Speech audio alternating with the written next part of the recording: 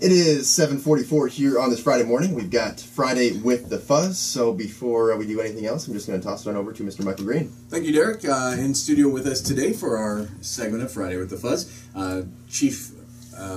Deputy Chief Bill Wolf is with us. I almost promoted you. Well, I hate there. Appreciate it. What's that other guy's name that used to come in all the time? I forget him already. That would be Chief Jeff Swoboda. Oh, yes. Chief Jeff Swoboda, yeah. He's unable to make it today, so capably sitting in is Deputy Chief Bill Wolf, and thank you for coming in. We appreciate it. Well, thank you. Good morning. Good morning.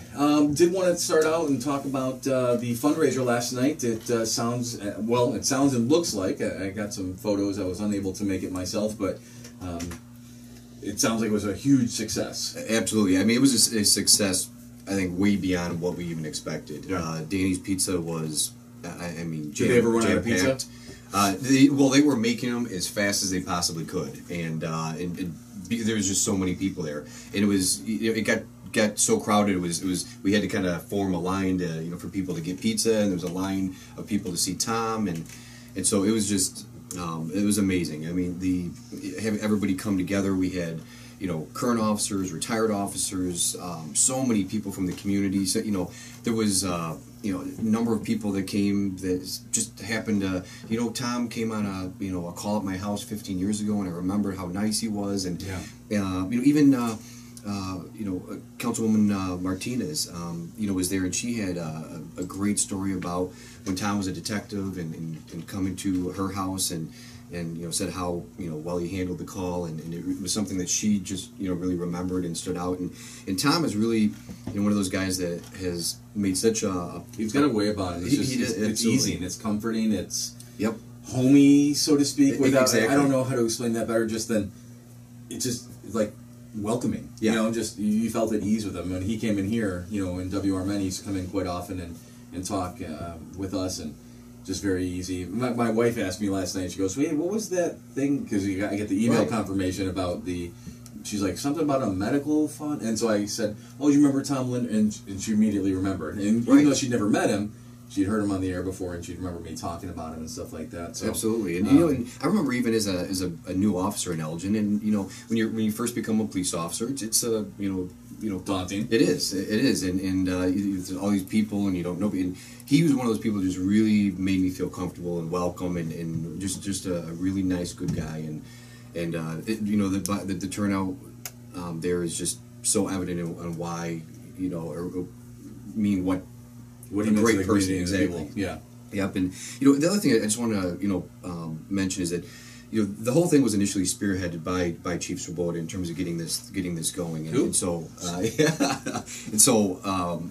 just wanted to personally thank Jeff for getting this together, and then there was so many people that helped out, and actually we were myself and Commander Theriault were originally, kind of designated as working the doors, collecting the money there, and the two of us were both. You guys were the muscle. Well, yeah, and we were both overwhelmed quick, and so Randy Riepel, who's our Parks Director, he stepped up and helped, and Marie Campata from the Parks Department, she was a big time help in the entire night and helped us collect money, and Detective Hornsby was there. We also had a couple of our retired officers that were instrumental in helping Tom Olson and Bob Duffy. They were an incredible help, and just so many other people that just really stood out and helped. Obviously, we got to thank Danny's Pizza for allowing us to have the event and helping out so much, and it really ended up working out great.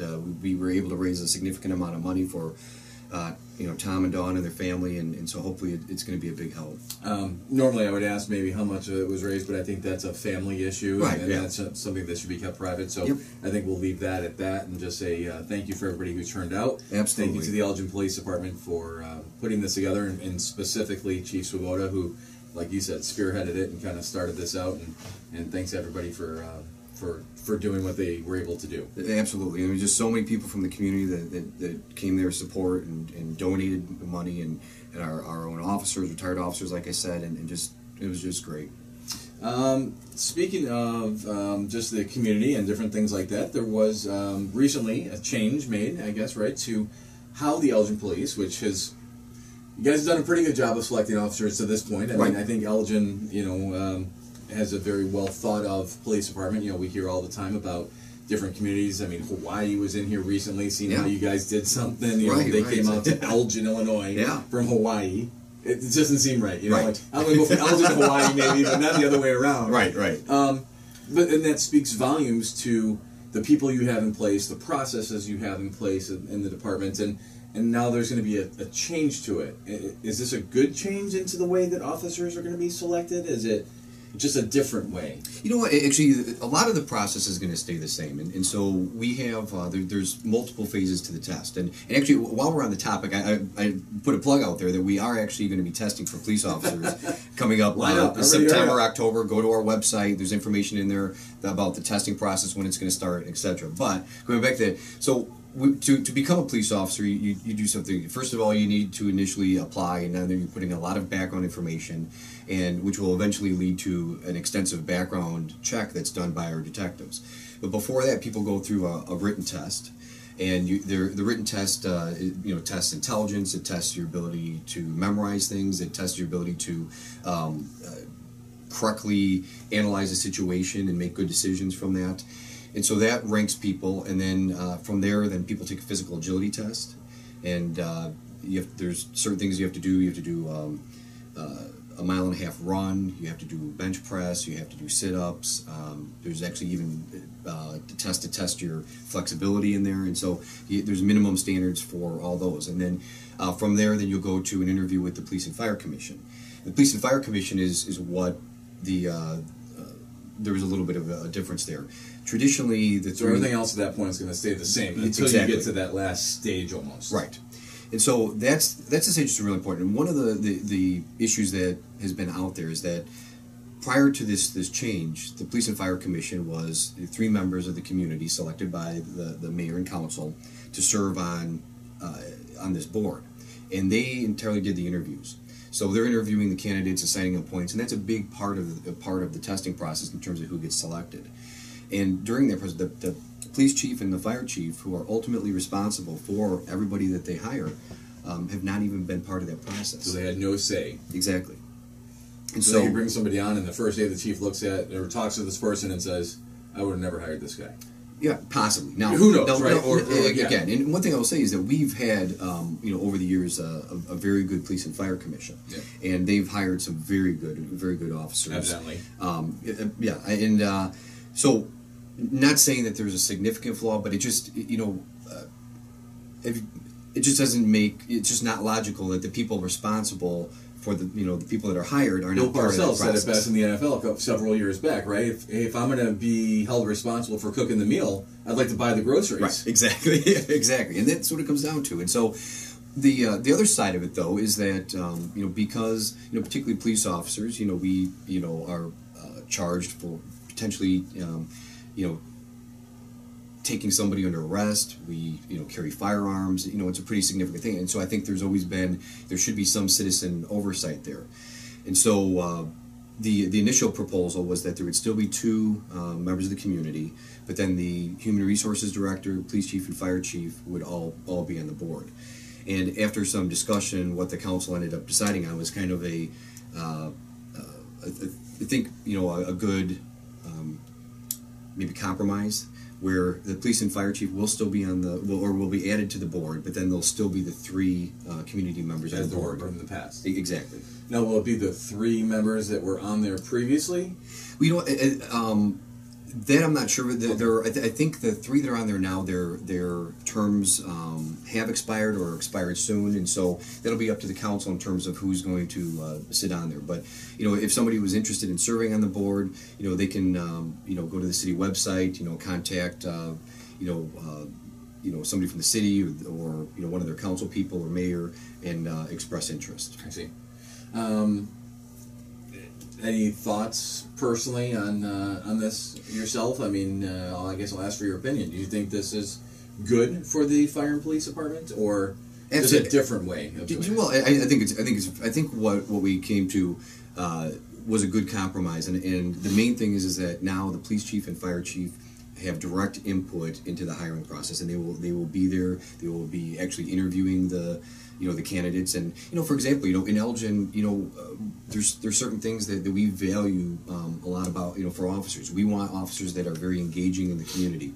We want officers that are good decision makers and thinkers and problem solvers, and so those are things that if Chief Swoboda, or he has the option to have a designee, so it could even be myself or one of the commanders or something that are part of this process, but one of us will be involved. And so we can ask questions during the interview to make sure that we try to get officers that have those characteristics. And I think we've talked before is that we don't want police officers that just go to a call and just don't think about the underlying issues that are causing them to get the call. So we want people to think through, and why did I get this call, and what can I do to prevent this call in the future? And I think one of the things that the chief and I, that really always has been kind of a something that bugs us a lot, is when we keep going to the same place over and over and over again, and we don't do anything about it or try to make a change. Now, there are certain places that just in and of themselves are going to generate a lot of calls. But there are other places where, some random address that, we've gotten called to 10 times in the last month, that shouldn't happen. We should be trying to take some steps to figure out what is the underlying issue that's causing that and address Instead that. of reacting, resolve the issues right at some point, or get some resources there that can. Absolutely. Yep. Another thing that the council, I guess, approved maybe, right, was a new video system. Yeah, absolutely. It's called the Real-Time Information Center. Okay. And we're in a partnership, or entering in a partnership with Motorola to put this together. And what it does is it aggregates a bunch of different information. First of all, video. So all of the different video sources that we have in the city, whether it be video cameras at Festival Park, video cameras that we as the police department have up. We have video cameras in our parking decks throughout the city, and a lot of the different city buildings, the center, things like that. And it'll aggregate it to one location. So anybody that has one of these viewing stations can go on and look at those cameras. And ultimately, what we're hoping to have is, as we expand the system and get more cameras, is be able to have an officer, potentially even light duty officers, that could actually patrol parts of the city while sitting in a room watching a lot of different cameras that have pan, tilt, zoom capabilities. And if we have cameras in key areas where we've had crime issues and things like that, it'll be a big deterrent. I'll give you one example. One of the cameras that we have up views a big portion of the downtown area near the Kimball Street Dam. And actually during National Night Out, we got a report of somebody that had potentially was in trouble, about to go over the dam, and right away one of our officers, the second the call came out, was able to get on the camera. They looked and saw it was just a jet skier in the area having a good old time and was not in trouble at all, and there was nobody in peril at the dam. And so within seconds of the call, we had the information, and so that's kind of what we're looking for. Instead of the 3 minutes, maybe it's 30 seconds. Exactly. And that 2.5 minutes could mean life or death. Right, absolutely. And not only that is that we're also looking at is being able to give information to officers before they get to the scene, so they have an idea of what they may be getting into. And so the system, not only does it take video in there, but it'll take a lot of other information sources. So it'll show everything that's going on in our CAD. It'll show a map of where all the police officers are located at any given time. It can take in our squad video and be able to see that too. So if an officer is at a scene and we're at a command post, we can see actually what the officer on the scene is seeing. And so we're also looking to kind of aggregate also. We do predictive policing, and so the information in terms of where are the areas where we're most likely to have crime. And so a lot of that is all going to come together in this real-time information center. I picture Cleo with like the globe. Yep. Predictive policing. That's what every time you say it. That's yeah, smile on the inside. Right, I know. There's Cleo predicting. Yes. Oh, I see. Right. That was from the movie Minority Report, right? Yes. Yep. Yes. Yeah. Yep. Yeah. Good old Tom Cruise movie. Oh man. Not a very busy week, which I guess is good. School's back in session. Yeah. A couple quick incidents, I guess. A couple kids bringing some items to school that really don't belong. Yeah. Unfortunately we had some kids that brought BB gun to school, and and they thought it would be fun to show some other kids, and next thing you know, the word got out that some kids in the school had a gun, and so there was, it caused the school to go on kind of a soft lockdown, and right away our officer, we have officers in the school, and the officer was able to determine right away and find that it was a BB gun, and then the kids were ultimately brought down to the station. Their parents were notified, and it's just in today's age in particular, where there's been a number of highly publicized school shootings and that have happened way too often. It just can't happen. I mean, you can't bring anything that even remotely looks like a firearm into a school, and it can cause panic. It can cause. I don't even understand it. Right. It's just, yeah. And last year we had a couple incidents that are and it's extremely dangerous as well. We had one where a parent innocently brought their child apparently was involved in a play, and the play involved a fake handgun, and the parent came to the school to bring this prop back, and just was carrying it in their hand walking up to the school, and you can imagine the panic that caused. And so we had an immediate response there and a number of resources, and an officer seeing somebody with a gun, that's extremely dangerous, and puts that person, the officer, everybody in a lot of danger. And so we can't say enough about how people really need to make sure that they see what their kids are bringing to school, check their backpacks, and do kind of an audit. I know even my young kids is that every morning before they go to school, I'm double checking what's in the backpack and making sure there's nothing that's going to cause any problems. You got this, yep. Just kind of running down the right. Well, make sure that they're bringing what they need to bring in the first place. That's probably more the most important thing as a parent. Also kind of, on the periphery looking and make sure they're not bringing anything they're not supposed to be bringing. Exactly, yeah. Because we've even had kids that have brought knives and things like that into school, or their older brother had a cool hunting knife or something like that. Oh, I'm going to go bring it to school to show my friends, and seems like it's not a big deal, but all of a sudden you bring out a 8-inch knife in school, and it can cause some pretty significant panic. Well, let's hope for another quiet week in Elgin, right? And or quieter. It's all in a spectrum, right? Right. Yep. There's never any quiet week. We were talking, and I was saying something about, you ever have one of those days where you only have like one arrest? And you say, I don't think that's ever happened. No, not too often. So, no. Deputy Chief Wolf, thank you very much for coming in. We appreciate your time. Thank you. Appreciate it. Thanks for coming on the show. All right. Have a great weekend. Thanks. All right. You're saying 1410 WRMN. And Elgin.